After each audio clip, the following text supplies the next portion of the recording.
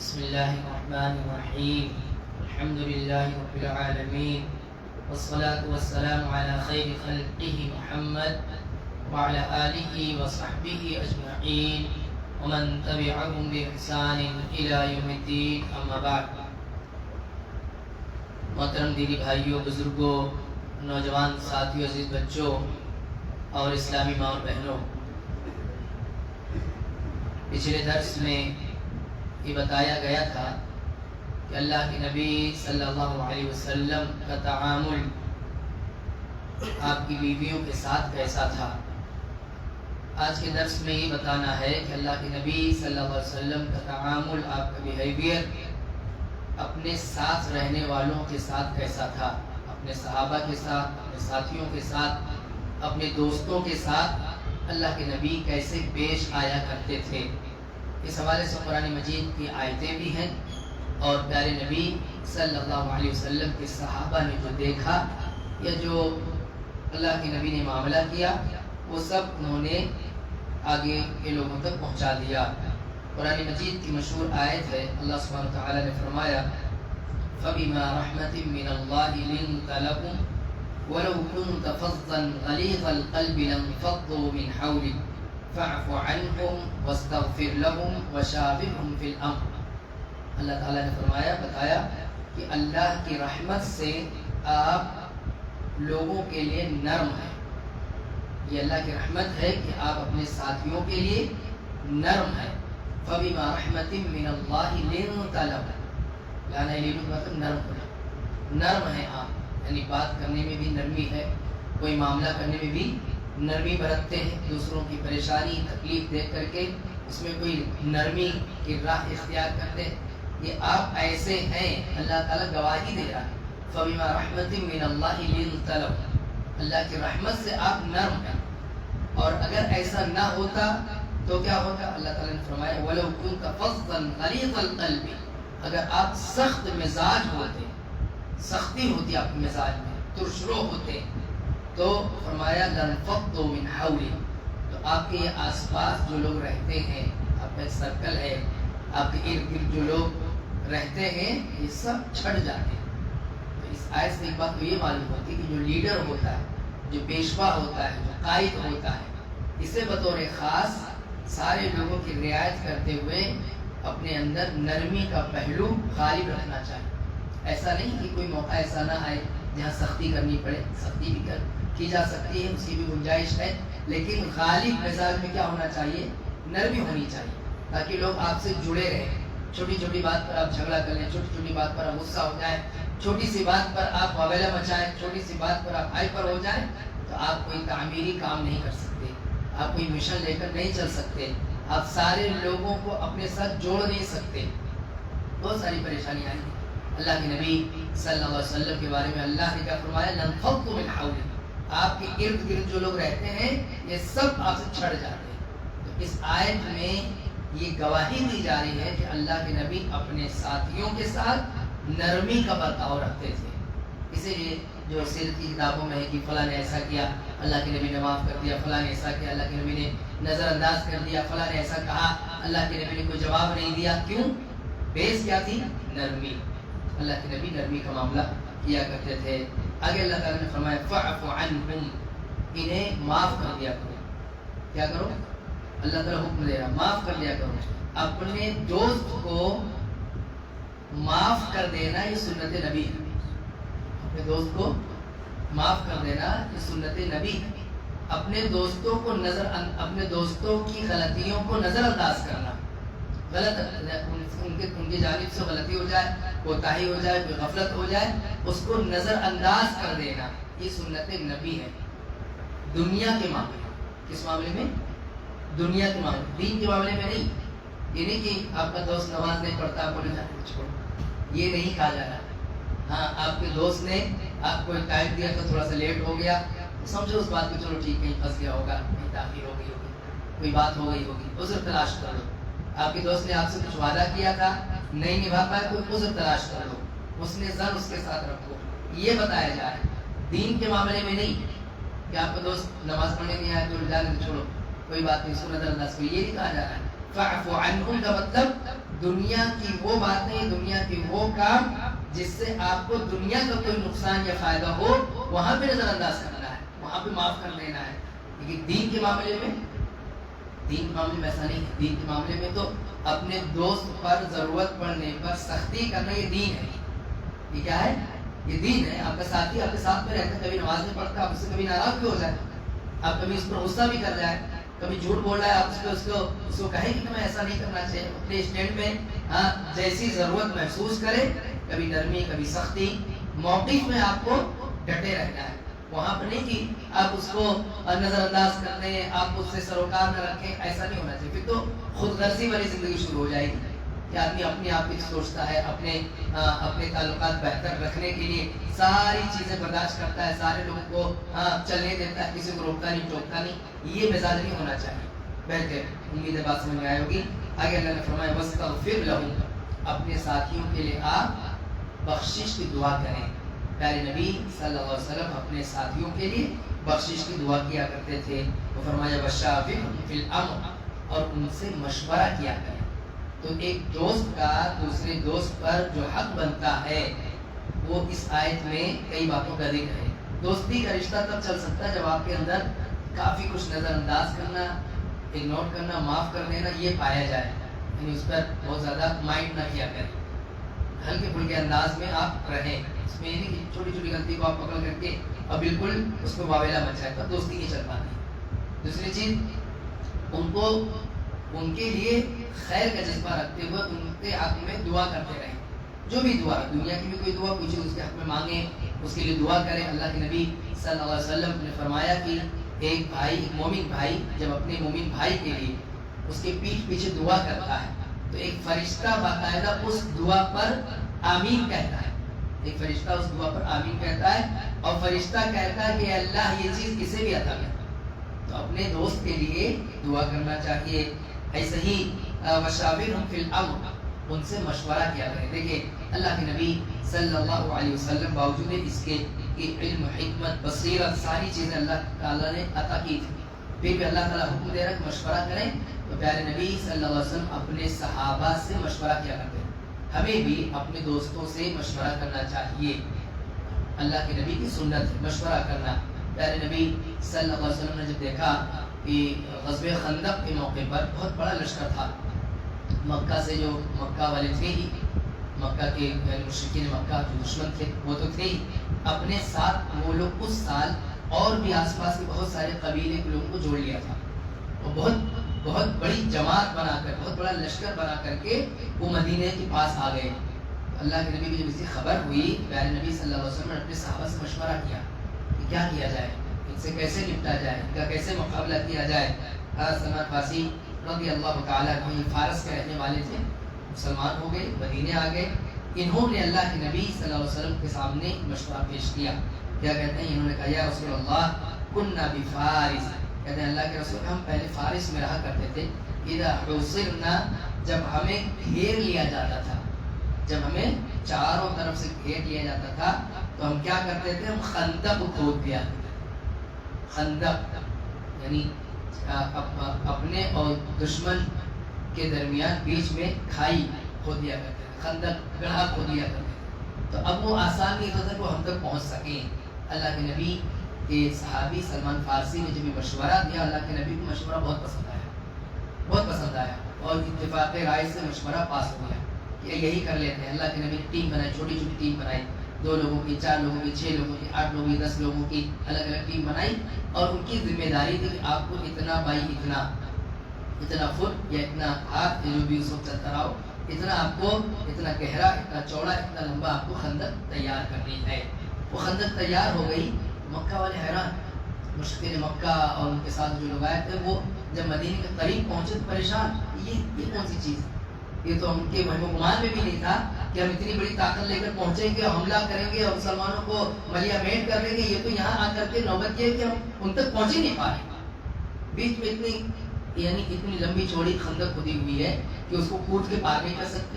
حتیٰ کہ گھوڑا بالکل اسپیڈ میں دوڑا کر آئے، اس کو جمپ کروائے تو بھی نہیں پار سکتا.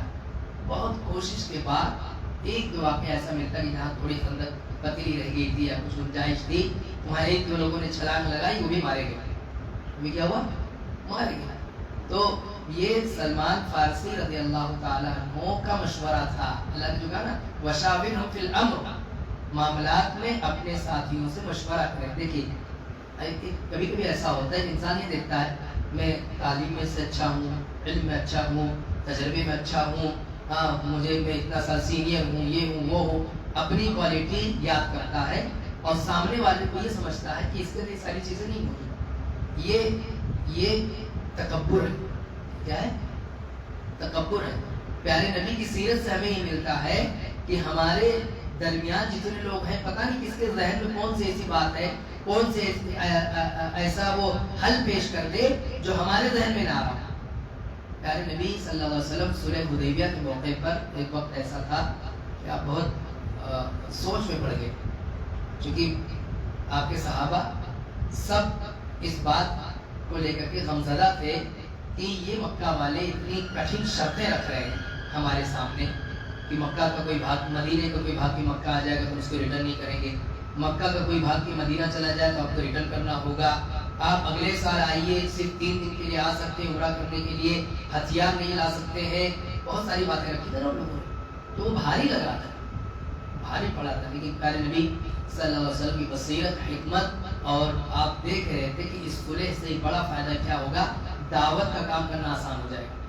गर्चे यहाँ दिखने में हम दब रहे हैं, दब करके सुलह कर रहे हैं, लेकिन इसका फायदा क्या होगा कि दावत का काम करना आसान होगा।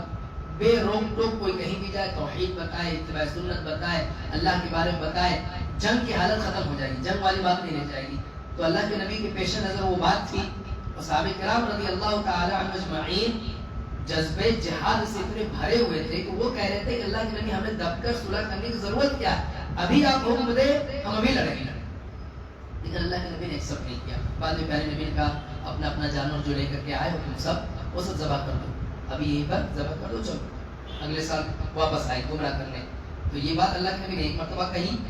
वो सहाबे करम जो आपके एक इशारे पर तैयार हो जाते थे कोई भी काम करने के लिए, मारे गम और दुख की वजह से वो उठ नहीं रहे थे। अल्लाह के नबी गए और उम्मे सलमा रज़ी अल्लाह ताला अन्हा जो उम्महातुल मोमिनीन में से, उनसे उन्होंने जिक्र किया। पहले उन्होंने कहा कि देखिए ये मेरे सहाबा है और ऐसी बात, उनके दिल में बात है। उन्होंने कहा अल्लाह के नबी ये आपके सहाबा है, ये तो आपके एक इशारे पे अपनी जान दे देते, आप खाली अपना जानवर ज़बह करें, अभी देखें आपने कह दिया ना, अब आप खाली अपना जानवर ज़बह करें, अभी देखें झट से सारे भागे भागे चले जाएंगे। तो बिल्कुल वही हुआ। अल्लाह के नबी सल्लल्लाहु अलैहि वसल्लम ने छुरी ली, अपना जानवर ज़बह करने जाएंगे थे, जैसे देखा अच्छा अल्लाह के नबी ज़बह करने सब सारे के सारे लोग तैयार हुए, फौरन वो जो माहौल बन गया था वक्ती तौर पर फौरन खत्म हो गया। किसने मशवरा दिया? किसने मशवरा दिया? इसका मतलब बीवी से मशवरा लेना चाहिए, बीवी से भी मशवरा लेना चाहिए। पिछले दर्स में छोड़ दिया था, पिछले दर्स में ये बात नहीं आई थी, तो बीवी से भी मशवरा करना चाहिए। कभी कभी हम जिस चीज़ के लिए परेशान रहते हैं, अपना अपना सोच के उबलते रहते हैं, अब बीवी के पास उसका ऐसा सोल्यूशन होता है कि 1 मिनट में मसला हल हो जाए। ये मशवरे की बरकत भी है और ये सुन्नत नबी भी है। अल्लाह के नबी सल्लल्लाहु अलैहि वसल्लम को हुक्म दिया जाए मशवरा करें। आप अपने सहाबा से मशवरा करते थे। हिजरत करनी है, हिजरत करके मक्का से मदीना जाना है, पूरी तख्तीत, पूरी प्लानिंग अल्लाह के नबी सल्लल्लाहु अलैहि वसल्लम किसके साथ बैठ कर की? अबू बकर सिद्दीक रज़ियल्लाहु अन्हु। हम कब निकलेंगे, फिर निकल कर कहाँ जाएंगे, वहाँ कितने दिन ठहरेंगे, सवारी कौन सी होगी, कौन वहाँ हमें खाना पानी पहुँचाएगा, सारी पूरी प्लानिंग मशवरे के साथ बैठ करके मनसूबाबंदी की। प्यारे नबी सल्लल्लाहु अलैहि वसल्लम अबू बकर सिद्दीक रज़ियल्लाहु ताला अन्हु ने जब ये देखा कि अल्लाह के मशवरा कर, झट से कह दिया अल्लाह के नबी इसमें मुझे आपकी माइयत चाहिए, मैं आपके साथ रहना चाहता हूँ। ये प्लानिंग मशवरा कर रहे हैं तो मैं भी आपके साथ रहूँ। अल्लाह के नबी ने कहा ठीक है, आइए आप मेरे साथ आ जाइए, आप भी मशवरे पर उसमें हिजरत के सफर में साथ में हो जाइए। और फिर अल्लाह के नबी ने अबू बकर के साथ ही हिजरत की। तो कई ऐसे वाक़यात हैं जिससे पता चलता है अल्लाह के नबी अपने साथियों को अहमियत देते थे, उनसे मशवरे लिया करते थे। ये एक तामुल था अल्लाह के नबी का अपने दोस्तों के साथ, अपने साथियों के साथ। ऐसे ही अल्लाह के नबी जब भी अपने किसी साथी को देखते थे तो मुस्कुराते थे। مسکراتے تھے. ساتھیوں کا دوستوں کا ایسے ہی ویلکم ہونا چاہیے, انہیں دیکھ کر کے آپ مسکرائیں. اس حوالے سے یہ حدیث پہلے بھی ذکر آ چکی ہے, اس کا ذکر آ چکا ہے کہ جریر بن عبداللہ رضی اللہ تعالیٰ عنہ کہتے ہیں ما حجبنی النبی صلی اللہ علیہ وسلم منذ اسلمت ولا رآنی الا تبسم فی وجہی, کہ جب سے میں مسلمان ہوا کبھی ایسا نہیں ہوا کہ اللہ کے نبی نے مجھے دیکھا ہو اور آپ مسکرائے, کبھی ایسا نہیں ہوا. حجبنی مطلب کبھی اگر میں کسی آڑ میں بھی ہو گیا, آڑ میں ہونے کے بعد پھر واپس سامنے آ گیا تو اللہ کے نبی پھر مسکرائے. ایک صحابی اور کہتے ہیں عبداللہ بن حارث, کہتے ہیں ما رأیت احدا اکثر تبسما من رسول اللہ صلی اللہ علیہ وسلم, میں نے اللہ کے رسول سے زیادہ کسی کو مسکراتا ہوا نہیں پایا. پچھلے 10 میں تفصیل سے بات آئی تھی کہ اگر آپ اللہ کے نبی کی زندگی دیکھیں تو لگاتار آزمائشوں سے بھری ہوئی ہے, اس کے باوجود ایسی کیفیت میں رہنا کہ مسکرانا, ہنسنا اور یعنی اپنی مجلس کو خوشگوار بنائے رکھنا, یہ بہت بڑے جگر گردے کی بات ہے. ہمیں تو تھوڑا سا ٹینشن رہتا ہے تو ہم اپنے آس پاس کا پورا ماحول خراب کرتے ہیں. اللہ تعالیٰ ہم سب کو صحیح سوجھ بوجھ عطا فرمائے. لیکن ایک بات کا ٹینشن رہے گا تو اپنے پورے گھر کا ماحول خراب کر دیں. چھوٹے چھوٹے بچے تو چہکتے پھولتے رہتے ہیں, ان کو بھی ٹینشن میں ڈالتے ہیں. بیوی کوئی خاص یعنی خوشی کا کوئی پل ہو, وہاں پر وہ خاص چاہتی ہے, آپ کے اٹریکشن چاہتی ہے, آپ کی توجہ چاہتی ہے, آپ کو باہر کا کوئی ٹینشن ہے جو آپ ہی کو حل کرنا ہے, تو بجائے اس کو بتا کے اس کو حل کرنے کی اس کو بھی ٹینشن ڈالتے ہیں. یہ سنت نبی نہیں ہے. اللہ کے نبی صلی اللہ علیہ وسلم کی زندگی ایک منٹ میں سرسری طور پہ دیکھیں. پیارے نبی صلی اللہ علیہ وسلم کی پیدائش نہیں ہوئی, اس سے پہلے والد صاحب کا انتقال, بچپن ہی میں والدہ کا انتقال, کچھ اور بڑے ہوئے دادا کا انتقال, چچا ابو طالب اور خدیجہ رضی اللہ تعالیٰ کا, دونوں بہت بڑے سپورٹر تھے نا اللہ کے نبی صلی اللہ علیہ وسلم کی, اور بہت فائدہ تھا آپ کو ان دونوں کی حیات سے. جن کا انتقال ہو گیا, اللہ نے اولاد سے نوازا, زینب کا انتقال, رقیہ کا انتقال, ام کلثوم کا انتقال, حمزہ شہید ہو گئے, جعفر طیار شہید ہو گئے, بے شمار کئی صحابہ کرام جو آپ پر اپنی جان نثار کرنے کے لیے تیار تھے وہ شہید ہو گئے. ہجرت کرنی پڑی, الگ الگ سفر میں دقتیں پریشانیاں جھیلنی پڑی, ڈیلی کوئی نہ کوئی بات رہتی تھی, روزانہ. لیکن پھر بھی اللہ کے نبی صلی اللہ علیہ وسلم کے بارے میں صحابی کا کہتے ہیں میں نے جب بھی آپ کو دیکھا مسکراتا ہوا دیکھا. اپنے ساتھیوں کے ساتھ آپ ایسے رہیں, اپنی پریشانی, اپنی دقت یا اپنی الجھن وہ اس مجلس میں ظاہر نہ ہو. ہاں کبھی کسی خاص مسئلے پر اگر بات کرنی ہے تو آپ اس پہ بات کر سکتے ہیں, مشورہ لے سکتے ہیں, اپنی کوئی نجی پرابلم ہے اس پہ ڈسکس کر سکتے ہیں. لیکن ایسا چہرہ مہرہ بنا کر کے رہنا کہ سامنے والا دیکھ کر کے ہی آپ اس کا کوئی موڈ آف ہو جائے, یہ تو ہمیشہ مصیبت میں ہی گھرا رہتا ہے. کچھ لوگ ایسے ہوتے ہیں کہ اپنی چھوٹی چھوٹی پریشانیوں کو دل دماغ پر اتنا سوار کیے رہتے ہیں کہ ایسا لگتا ہے کہ اللہ نے ان کو کوئی خوشی دی ہی نہیں, ان کی زندگی میں کوئی خوشی ہی نہیں ہے سوائے غم کے, خالی غم سے بھرے ہوئے. یہ اچھی بات نہیں ہے, یہ سنت نبی کے خلاف ہے. اللہ تعالیٰ سب کو اپنی عافیت میں رکھے. ایسے ہی پیارے نبی صلی اللہ علیہ وسلم اپنے دوستوں, اپنے ساتھیوں کو جب کسی پریشانی میں دیکھتے تھے تو آپ بھی پریشان ہو جاتے تھے. پریشان ہونا مطلب اس کا سولوشن ڈھونڈنے لگتے تھے کہ میں کیا کر سکتا ہوں ان کے لیے. بہت پیارا واقعہ ہے جابر بن عبداللہ رضی اللہ تعالیٰ عنہ کا, اور وہ بہت دلچسپ انداز میں انہوں نے بیان بھی کیا ہے. جابر بن عبداللہ, جابر صحابی ہیں, ان کے والد ہیں عبداللہ. جابر بن عبداللہ, یہ عبداللہ جو تھے یہ بہت مقروض ہو گئے تھے اور ان کی وفات ہو گئی. یعنی باپ کا بوجھ کس پر آ گیا, بیٹے پر آ گیا. اور کئی بہنیں تھیں, بہنوں کی پرورش کرنا, ان کی دیکھ ریکھ کرنا سب ان کے ذمہ آ گیا. جابر رضی اللہ تعالیٰ, قرض اتنا زیادہ تھا, بوجھ اتنا زیادہ تھا کہ ان کے پاس جو کچھ تھا اس سے وہ ادا نہیں ہو پا رہا تھا. اللہ کے نبی صلی اللہ علیہ وسلم نے بہت سارے لوگوں کو سمجھا بجھا کر کے معاف بھی کروا دیا, کسی کا آدھا کروا دیا, کسی کا معافی کر دو, اور کئی طرح سے اللہ کے نبی صلی اللہ علیہ وسلم نے مدد کی. کس کی؟ جابر بن عبداللہ رضی اللہ تعالیٰ عنہ کو. یہ ایک واقعہ ذکر کرتے ہیں کہ میں اللہ کے رسول صلی اللہ علیہ وسلم کے ساتھ میں غزوہ ذات الرقاع, یہ غزوے کا نام ہے, انشاءاللہ جب موقع آئے تو تفصیل سے اس وقت بات کریں گے. تو کہتے کہ اس میں تھا, اللہ کے رسول کے ساتھ میں تھا, سفر میں تھے, ہم لوگ سب جا رہے تھے. میری اونٹنی جس پہ میں سوار تھا بہت سلو چل رہی تھی, باقی سب کی ایک رفتار میں چل رہی تھی, لیکن میری اونٹنی بہت سلو چل رہی تھی. پیارے نبی صلی اللہ علیہ وسلم نے دیکھا, آپ نے کہا کیا بات ہے, تو انہوں نے کہا اللہ کے نبی تھکا ڈالا اس نے. کیا کہا, یہ مطلب اتنا سلو چل رہی ہے اس نے تو مجھے تھکا ڈالا. اللہ کے نبی نے کہا جابر پریشان نہ ہو, کوئی لکڑی لے کر جاؤ, کوئی چھڑی لے کر جاؤ. اس کے بعد وہ لا کر انہوں نے ایک لکڑی دی, ایک چھڑی دی. اللہ کے نبی صلی اللہ علیہ وسلم نے اسی سے اس کو مارا.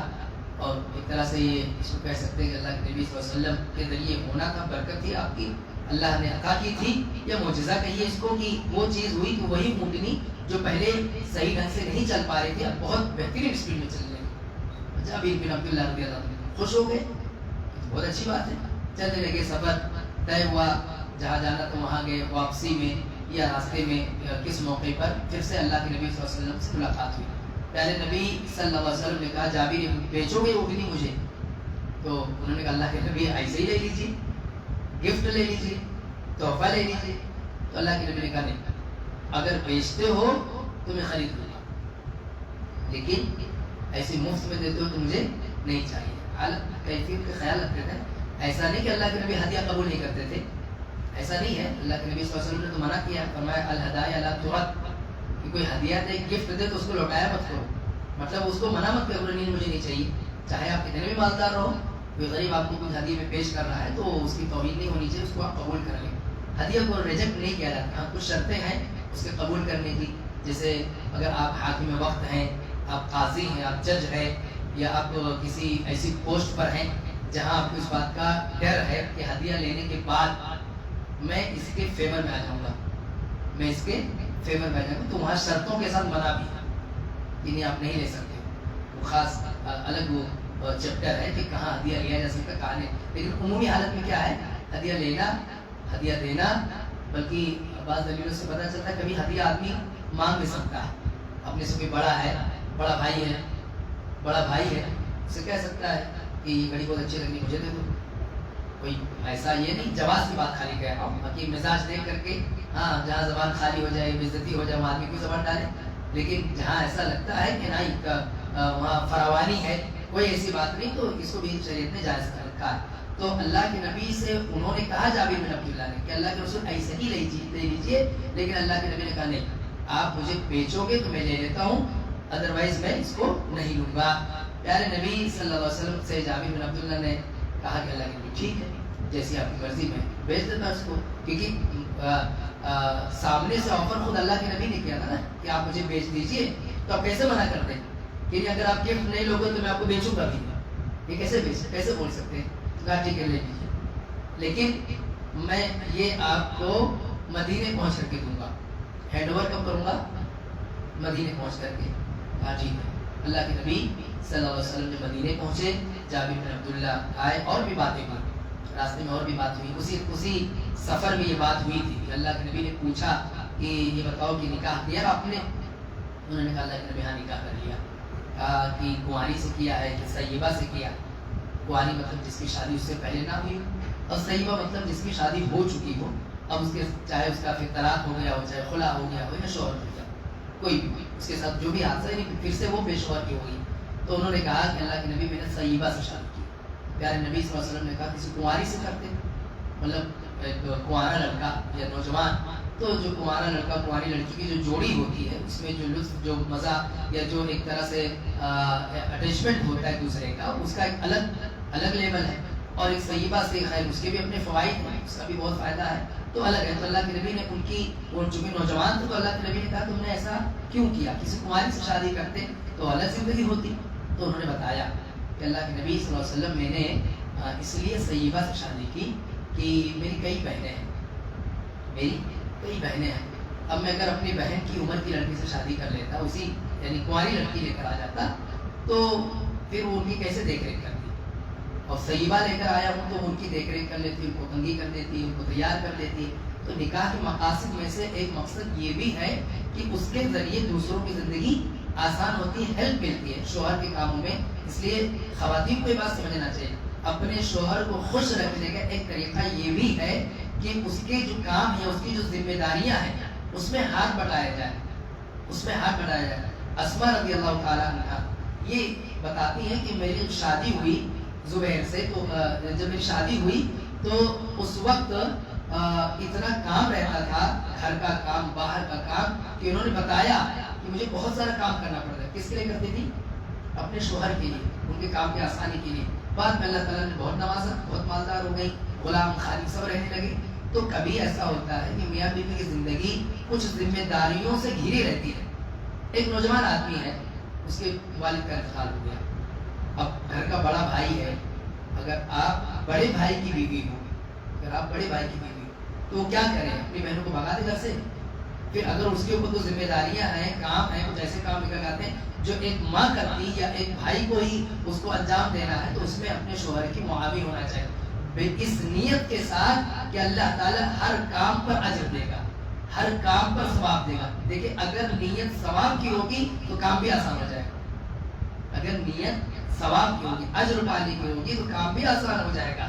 البتہ اس میں افراط و تفریط نہیں ہونا چاہیے، یا ایسا نہیں ہونا چاہیے کہ ایک طرح سے بالکل نوکر بنا دیں، غلام بنا دیں، ایسا بھی نہیں ہونا چاہیے. جہاں ہاتھ بٹایا جا سکتا وہاں اس کا خیال رکھنا چاہیے، اللہ سے ڈرنا چاہیے، اس معاملے میں اللہ سے ڈرنا چاہیے. تو جابر بن عبداللہ رضی اللہ عنہ نے بتایا کہ میری کئی بہنیں ہیں، اس لیے میں نے طیبہ سے شادی کی تاکہ ان کی بھی وہ ہیلپ کر سکے اور ان کا دھیان خیال رکھ سکے. بہرکیف جابر بن عبداللہ کہتے ہیں جب میں مدینے آیا تو دوسرے دن میں وہ اونٹ لے کر کے اللہ کے نبی صلی اللہ علیہ وسلم کے پاس پہنچا کہ اللہ کے نبی یہ آپ کا باندھ دیا، لے جا کر وہاں باندھے. اللہ کے نبی نکلے گھر سے باہر تو دیکھا کہ یہاں پہ اونٹ بندھا ہوا ہے. تو پیارے نبی نے پوچھا کہ یہ کون لے کر آیا ہے؟ تو بلال رضی اللہ تعالیٰ عنہ انہوں نے بتایا کہ اللہ کے نبی یہ جابر لے کر کے آئے. تو اللہ کے نبی نے کہا کہاں ہے وہ؟ بتایا گیا کہ وہاں پر ہے. تو اللہ کے نبی صلی اللہ علیہ وسلم نے بلایا جابر کو. اب جابر رضی اللہ تعالیٰ عنہ اندر سے سوچنے لگی کہیں ایسا تو نہیں اللہ کے نبی کا من بدل گیا؟ پہلے تو طے تمام ہو گیا تھا، کہیں ایسا تو نہیں اللہ کے نبی صلی اللہ علیہ وسلم من بدل گیا کہ اب آپ نہ لینا چاہتے ہو؟ کیونکہ آدمی آگے پلاننگ کر لیتا ہے نا، کوئی چیز بک گئی ہے تو پھر آپ کیا لینا ہے، اپنے حساب سے بہت کچھ سوچے رہتا ہے. کہ اس کی صلاحیت نہیں حدیث میں کہ انہوں نے ایسا کیوں سوچا، لیکن ان کے ذہن میں بات آئی کہیں اللہ کے نبی نے ارادہ ترک تو نہیں کر دیا. گھر پہ بتا کر آیا تھا کہ میں یہ لے کے جا رہا ہوں، اللہ کے نبی نے خرید دیا. جب کوئی بات آدمی بتا دیتا ہے اور اس کے بعد پلان بدل جائے تو پھر دقت ہوتی ہے نا، پھر دقت ہوتی ہے. اس نے درس کینسل کرنا بھی آسان اعلان ہو گیا کہ درس ہوگا، اب ہر ٹائم پہ بتا دیا کہ نہیں کینسل ہو گیا تو پھر ذمہ داروں کی دقت ہو جاتی ہے، پریشانی ہوتی ہے کہ اب کیا کیا جائے. کبھی کوئی بہت بڑی وجہ ہو تو بہن جائز ہے، کوئی حرج کی بات نہیں، لیکن کوشش کرنا چاہیے کہ ہماری وجہ سے کوئی دقت یا پریشانی میں نہ آئے. بیٹھے اللہ کے نبی صلی اللہ علیہ وسلم نے بلایا اور کہا کہ یہ تم لے کر جاؤ. کیا کہا؟ یہ تم لے کر جاؤ. اور بلال سے کہا بلال جو قیمت طے ہوئی تھی وہ قیمت انہیں عطا کرو، قیمت بھی تھی اونٹ بھی تھی، یعنی لے کر جاؤ. اس طرح سے اللہ کے نبی صلی اللہ علیہ وسلم نے ان کی مدد کی. اس کی جابر بن عبداللہ کی مدد کی. پورا اللہ کے نبی نے سودا کیا تھا، سودا کرنے کے بعد مالک آپ بن گئے تھے. چاہتے تو اونٹ رکھ لیتے، قیمت دے دیتے، لیکن اس میں مدد کیا ہوتی؟ اس میں کیا مدد ہوتی؟ اللہ کے نبی صلی اللہ علیہ وسلم ایسے ہی جابر بن عبداللہ کو بلا کر بولتے لاؤ اتنا روپیہ پیسہ کو ایسے دے دو، تو شاید انہیں لینے میں تردد ہوتا، انہیں جھجک ہوتی. تو اللہ کے نبی نے قیمت دی اور وہ بیان کرتے ہیں جو قیمت طے ہوئی تھی اس سے زیادہ دی، اس سے زیادہ دی قیمت دی. اور بعد میں یہ اونٹ انہیں ہدیہ دے دیا. کیا کر دیا؟ گفٹ کر دیا. ہدیہ تو منع نہیں کر سکتے کہ میں ہدیہ نہیں لوں گا، لیکن جذبہ دیکھیے صحابی کا کہ صحابی نے پہلے کہا تھا اللہ کے نبی ایسے لے لیجیے، اب اللہ کے نبی نے قیمت بھی دے دی اور ہدیہ بھی دے دی. تو اللہ کے نبی صلی اللہ علیہ وسلم ایک ایک صحابی پر نگاہ رکھتے تھے، میرے اس ساتھی کو کیا ضرورت ہے، میں اس کے کیسے کام آ سکتا ہوں، اس کا بہت خیال رکھتے تھے. یہ بھی اللہ کے نبی کا اپنے صحابہ کے ساتھ تعاون کا ایک بہترین واقعہ تھا جو ذکر کیا گیا. ایسے ہی آپ آسانی کا معاملہ فرماتے تھے. آسانی مطلب یہ کہیں دیکھتے تھے کچھ گڑبڑ ہوگی، کوئی اور معاملہ ہو گیا تو اس میں دیکھتے تھے اللہ کے نبی صلی اللہ علیہ وسلم کہ اس میں آسانی کیا ہو سکتی ہے، کیسے اس مسئلے کو آسان کیا جا سکتا ہے. اس حوالے سے یہ واقعہ بڑا مشہور ہے کہ ایک عربی بدو آیا اور اس نے مسجد میں آ کر کے پیشاب کر دیا. اللہ کے نبی صلی اللہ علیہ وسلم کے صحابہ اس کی طرف دوڑے لب کے کہ کیا کر رہا ہے، مسجد کی بے حرمتی کر رہا ہے. تو اللہ کے نبی صلی اللہ علیہ وسلم نے روکا، کہا دعوہ، چھوڑو اسے، کچھ مت کہو. اور کہا وَأَحْرِقُوا عَلَى بَوْلِهِ کہ اس کے پیشاب پر ایک ڈول پانی لا کر کے بہا دو، ایک ڈول پانی لا کر کے بہا دو. پیشاب ناپاک ہے، اس کو اس میں پانی بہا کر اس کو کیا کیا جائے گا، پاک کیا جائے گا، اس کو وہاں سے ضائع کیا جائے گا. اور فرمایا کہ فَإِنَّمَا بُعِثْتُم مُيَسِّرِينَ وَلَمْ تُبْعَثُوا مُعَسِّرِينَ. اللہ کے نبی نے فرمایا تمہیں پیدا کیا گیا ہے تاکہ تم لوگوں کے لیے آسانی پیدا کرو، دشواری نہیں، دشواری نہیں، سختی نہیں، دقت نہیں، یا آسانی پیدا کرو. جہاں آسانی سے کام ہو سکتا وہاں بھیجا، واویلا مچانے کی ضرورت نہیں ہے۔ اللہ کے نبی نے پھر انہیں سمجھایا، جو جنہوں نے پیشاب کیا تو انہیں بتایا کہ اللہ کا گھر ہے، یہاں پر یہ سب نہیں کرتے، یہ اللہ کی تسبیح، اللہ کی پاکی بیان کرنے کے لیے ہوتا ہے، سمجھایا بتایا۔ ان کو نہیں مانتی اور ان کو بتایا، وہاں کوئی ایسا موقف نہیں اختیار کیا کہ سزا دے دیں، مار دیں، پیٹ دیں یا ڈانٹ دیں، کچھ نہیں کیا اللہ کے نبی صلی اللہ علیہ وسلم۔ بہت نرمی کے ساتھ آپ نے ان کے ساتھ تعامل کیا۔ ایسے عائشہ رضی اللہ تعالیٰ عنہ کہتی ہیں کہ پیارے نبی صلی اللہ علیہ وسلم کو جب بھی دو معاملوں میں اختیار دیا جاتا کہ یہ والا یہ والا، تو اللہ کے نبی جو اس میں آسانی والا رہتا تھا اس کو اپنے لیے، تاکہ اپنے لیے نہ صحیح اپنے ساتھیوں کے لیے، ساتھیوں کی رعایت کرتے ہوئے، خود تو اللہ کے نبی بڑی محنت کرتے تھے، خود اپنا اللہ کے نبی صلی اللہ علیہ وسلم بڑی محنت کرتے تھے۔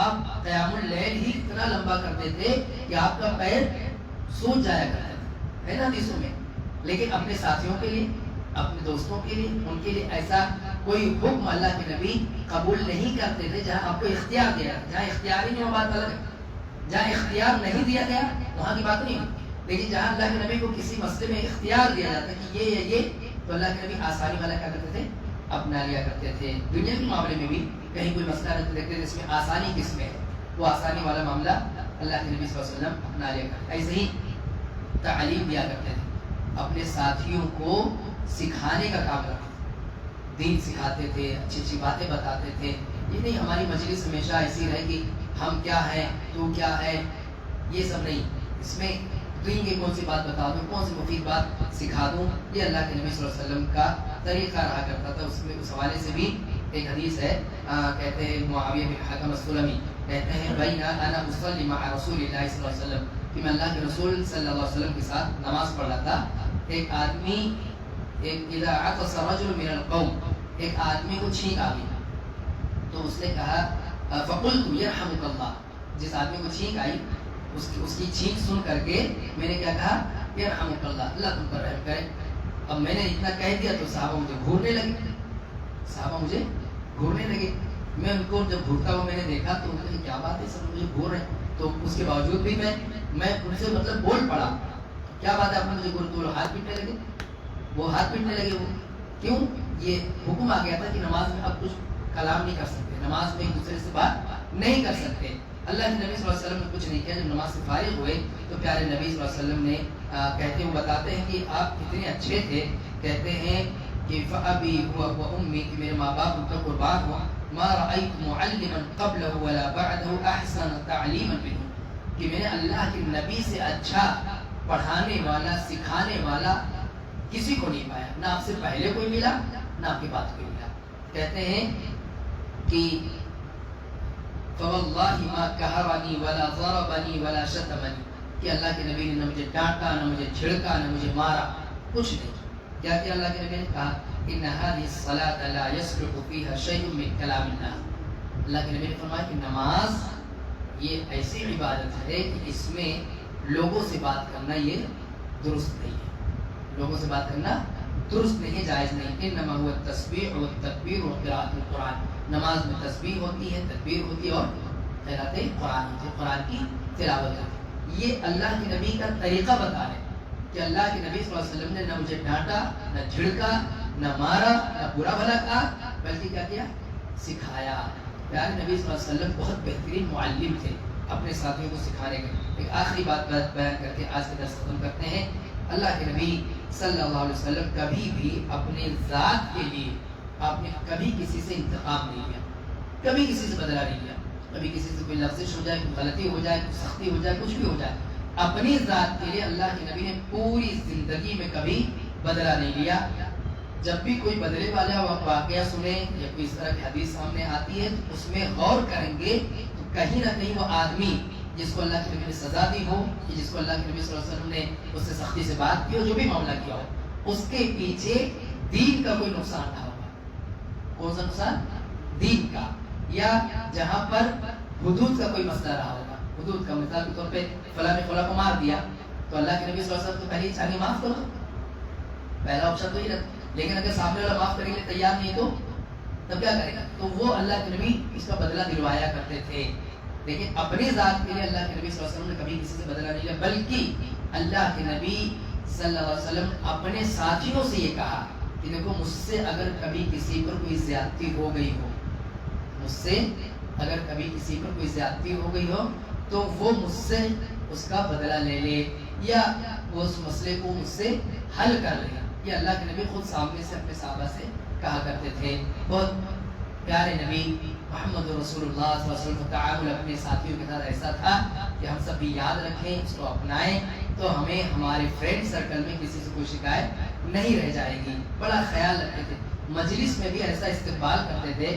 اللہ کے نبی صلی اللہ علیہ وسلم جگہ چھوڑ دیتے تھے, کوئی آئی بیٹھی, تشریف رکھی, پانی پیش کرنا, کوئی اور چیز کرنا. مہمان کوئی بن جاتا تھا تو اللہ کے نبی اس کی اتنی خاطر تواضع کرتے تھے کہ اس کو کئی دنوں تک وہ بات یاد رکھتی کہ اللہ کے نبی کتنے مہمان نواز ہیں, کتنا اللہ کے نبی صلی اللہ علیہ وسلم خیال رکھا کرتے تھے. یہ سارے واقعات بیٹھ کے ساری باتوں کو ذکر نہیں کیا جا سکتا, اس میں اتفاق کرتا ہوں. اللہ تعالیٰ سے دعا ہے اللہ تعالیٰ سبھی کو اپنے دوستوں اپنے ساتھیوں کا خیال رکھنے کی توفیق عطا فرمائے, سنت نبی کے مطابق ان کے ساتھ تعامل کرنے کی توفیق عطا فرمائے. آمین. السلام علیکم.